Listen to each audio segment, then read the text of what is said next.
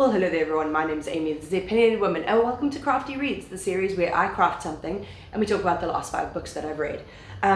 Today I have this to tackle. This is some hand-dyed yarn that I got from Aldert Yarns at the Cape Town Yarn Festival, and I don't have one of those big spinny guys, you know, like the yarn winder and the big umbrella-y thing that spins. I don't have one of those, so if I need to use this yarn, I'm gonna have to roll it by hand. It could be a real pain in the ass, but I'm gonna do it anyway, and we're gonna talk about books. So let's get into it. The first book I read, starting off not so strong, is Confidence by Rafael Frumkin. This book it came to my attention because people said it was written by a trans author and that it follows like an MLM. And I'm very much on the anti-MLM side of YouTube and TikTok. It's very interesting to me. So I was like, okay, great. That sounds like something I would enjoy. Unfortunately, it just didn't come through. Like, I'm all for an unlikable main character, but these characters, I didn't understand their motivations. I wasn't rooting for them. I don't think there was any character development as the time went on. I think they very much stayed the same the whole time, which was really frustrating. So we're following Ezra, who he's like quite a troubled teen, and he goes to one of those horrible nature camps, and there he meets this guy called Orson, who is this like beautiful man that I mean boy at the time, that he absolutely falls head over heels for.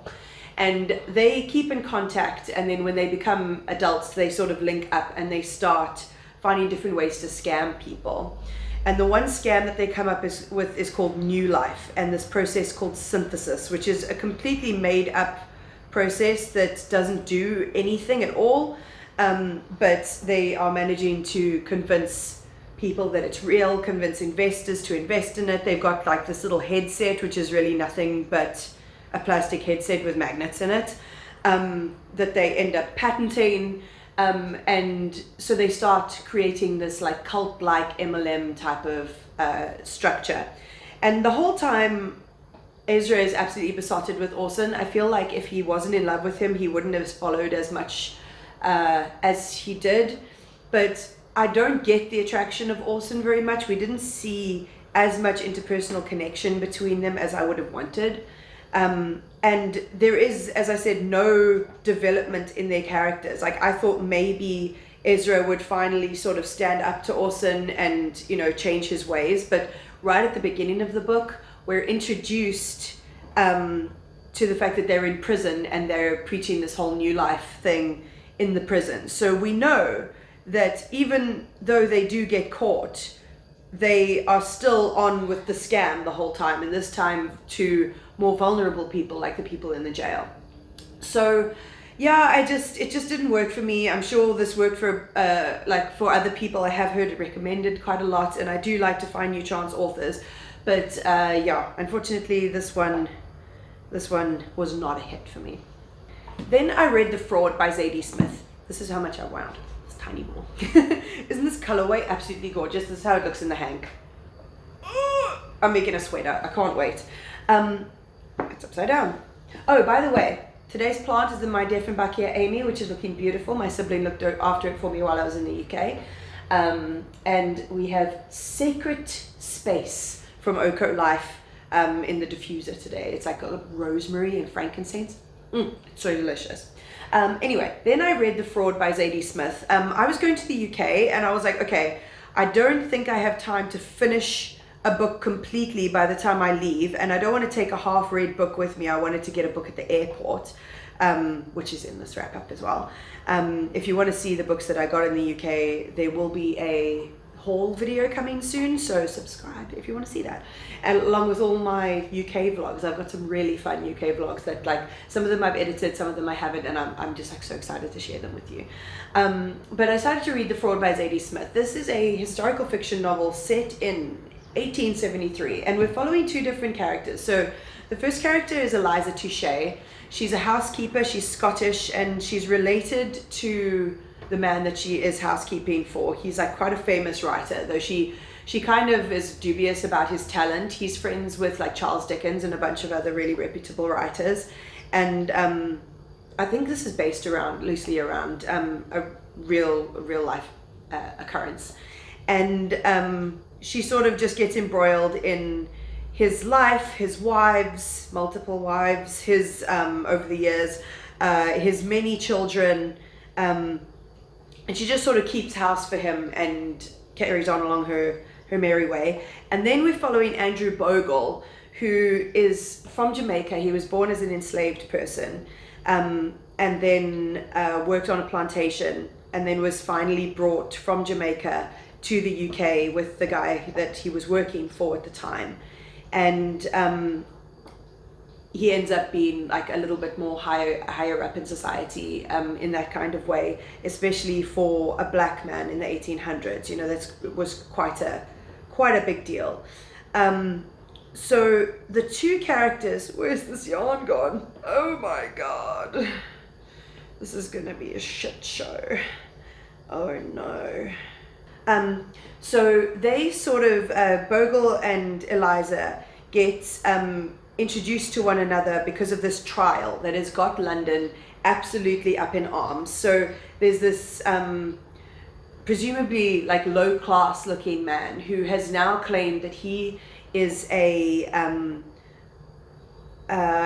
noble born man who was said to have been lost at sea in a ship when a ship sunk, and he ended up in Australia, and now he's finally made his way back to England, and he's trying to claim his inheritance as Roger Tichborne, even though there is evidence that he is not Roger Tichborne. He is actually some butcher's lad from like a dodgy part of London.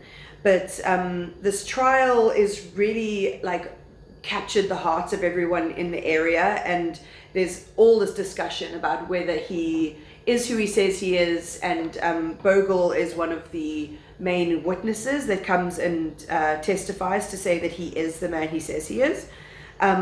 So it's really interesting seeing who's trusted, the way Bogle is treated as a black man giving his testimony in, you know, a white space in the time that it was. And so we see their lives sort of alongside the trial as it happens.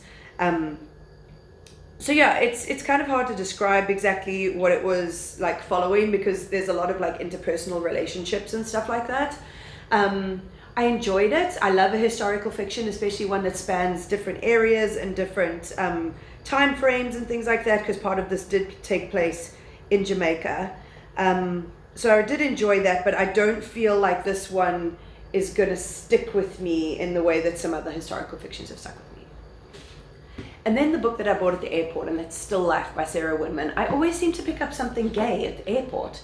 I say that like I travel internationally a lot. I don't, but the last time I did this, I got something gay, and then when I came back home, I got something gay as well. So this book is it's the name Still Life is a very good way of putting it, because it really is a still life of these people's lives. It's a expansive view of almost the whole lives of these characters that are told across two different continents, all their interpersonal relationships. We get to know a lot of the people that are in their lives in like quite complexly. Like we really get an investigation of the different relationships between these people and how the different circumstances of life have affected them. So the story starts with Ulysses, who is a British soldier in Florence at the end of the Second World War, meeting Evelyn Skinner, who is a art historian who is there trying to protect the art that was put away and stuff like that during the war, trying to find out what's been destroyed and what is still intact.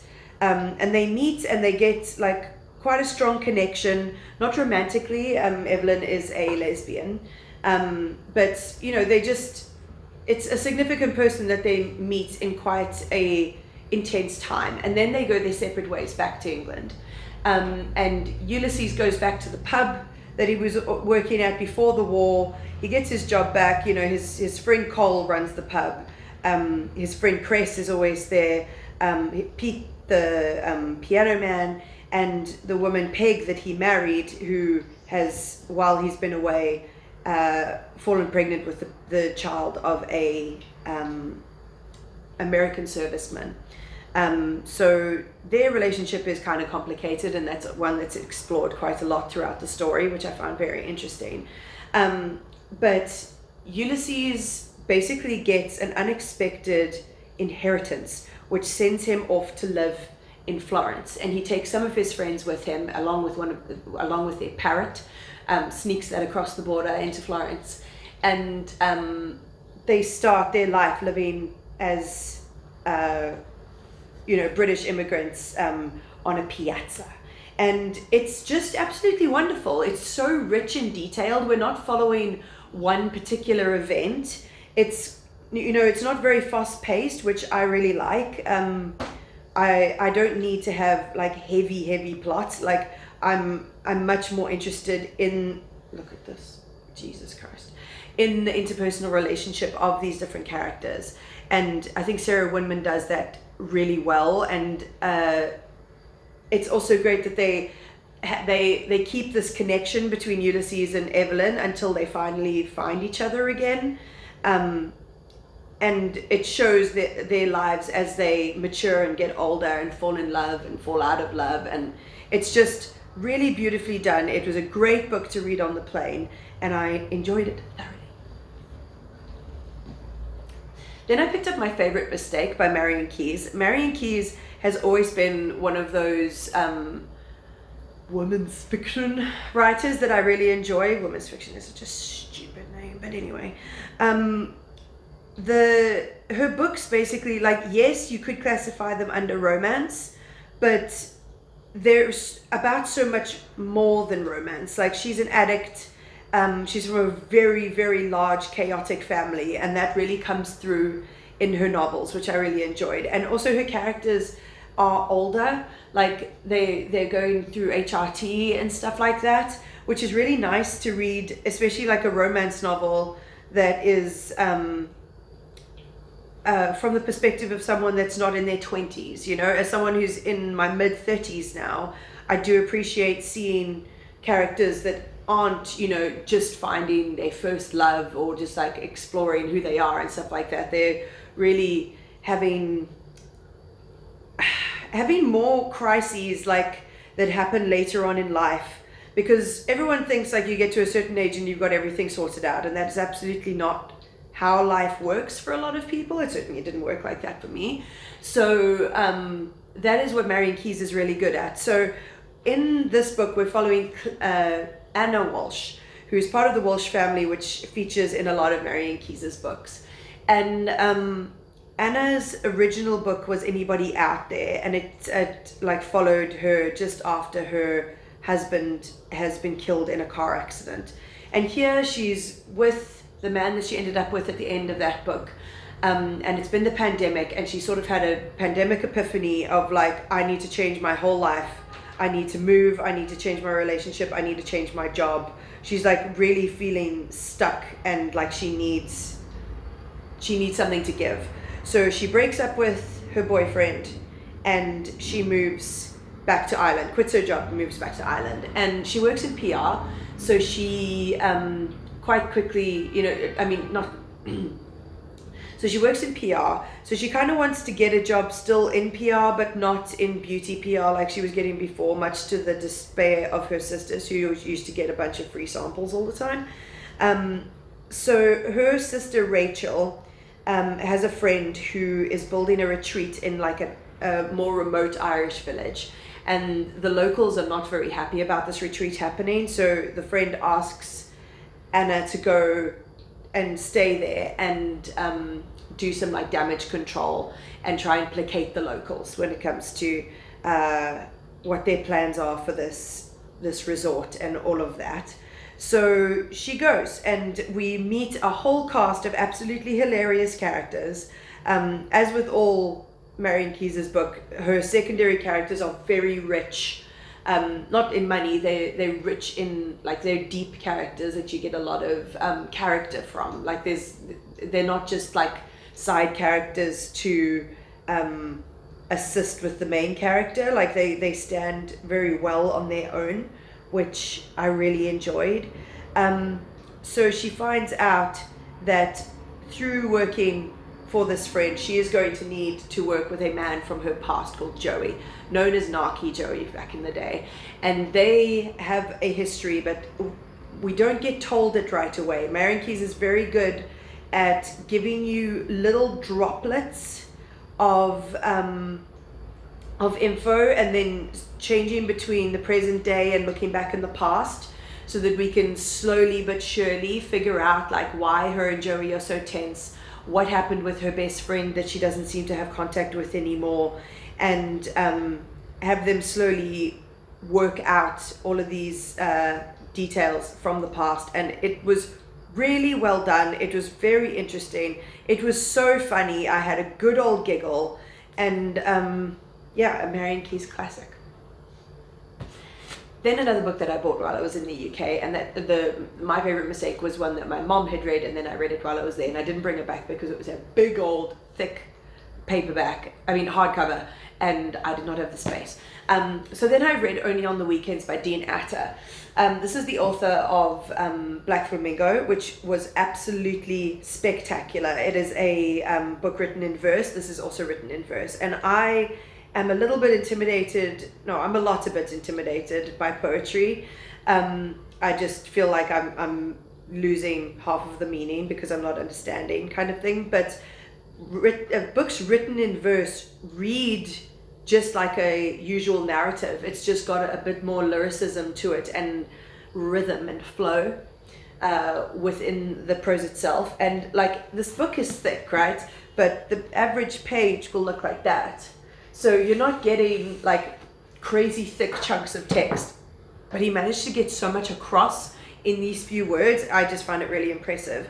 So we're following our main character, Mac, who is a teenage boy. He's gay, he's out, and he is absolutely besotted by this basketball star at his school called Kareem.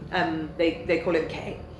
And he befriends Kay's cousin, and him and Kay start to, find a connection, and an unlikely romance starts up.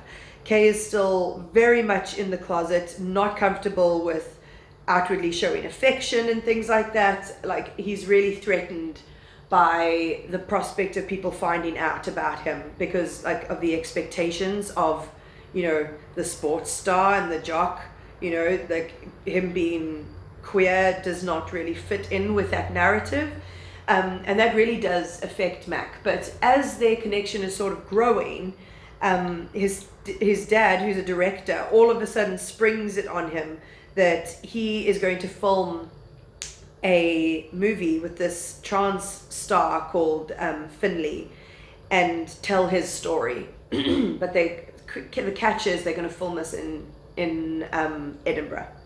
So he ends up going to Scotland with his dad to go to school there while they film this movie. And he meets Finley, and they start up a sort of very blurred lines kind of friendship. It's very interesting. I think Mac is not used to having this sort of attention. He's also quite immature in that kind of way. But just as I said that the first book here didn't have very much character development, this book had crazy character development, because Mac learns so much about himself with his friendship with Finley and what his life can be like. But it's also very sympathetic to Kay's situation and how hard it must be coming out when you're a teenager. I mean, I only came out when I was 30, or 29 and then 30. And he's from a Middle Eastern background, and the whole jock side of things. So like, it's a lot more hard for him than it was for Mac. And yeah, I just feel like Mac had such a good character development. Like, he learns so much about him as a person. He really like comes to terms with the mistakes he's made and recognizes them and apologizes for them. But it still gives you an impression by the end of the book that the character is on a path to learning and growing and maturing in himself as he's growing up. And I just thought it was so well written. And as I said, he fits so much emotion and complexity of character into such few words. Like, he just handles it so wonderfully. And yeah, I highly recommend it. So I got this far in winding this up, and I've got this to deal with. Jesus, oh my God, what a mess. I'm going to be doing this for a while. But yeah, if you like this video, there's more from me down below. My Instagram, my TikTok is down there, along with my Kofi link, which is a one-time tip jar if you ever want to support my channel. But other than that, like, comment, subscribe, all of that fun stuff, and I'll check you next time.